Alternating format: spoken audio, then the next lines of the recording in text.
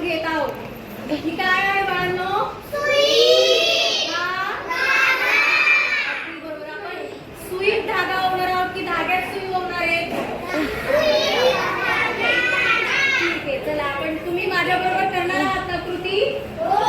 आता या पद्धतीने आपण सुईमध्ये काय करायचंय? धागा ओवायचा आहे। कळालंय सर्वांना?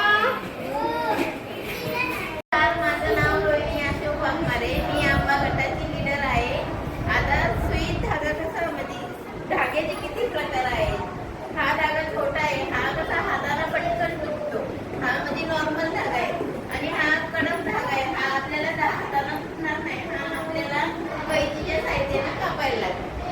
आणि एक नायलॉनचा धागा असतो, तो सुद्धा तुटत नाही, तो पण आपल्याला कैचीच्या साहाय्याने कापायला लागतो।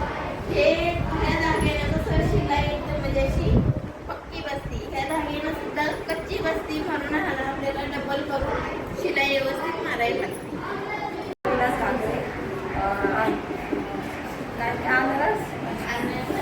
फणस सदस्य बोलते हा जाडा धागा आहे ना, आम्ही म्हणजे कोणी म्हणजे हा जाडा धागा गोधडी आणि ते शिवायला आपण वापरू शकतो, कारण की याची मजबूत शिलाई असते आणि जाड असल्यामुळे याची मजबूती एक व्यवस्थित असते। आज गुरुवार दिनांक 11 डिसेंबर 2025 रोजी कारणभाव विषय अंतर्गत कौशल्य सुईत दोरा ओवणे माता पालक गटाने या उपक्रमात सहभाग घेतला। माता पालक गटाच्या सदस्यांनी मुलांना धागा कसा ओवतात, धाग्यांचे प्रकार या उपक्रमामध्ये माता पालक गटाने सहभाग नोंदवला।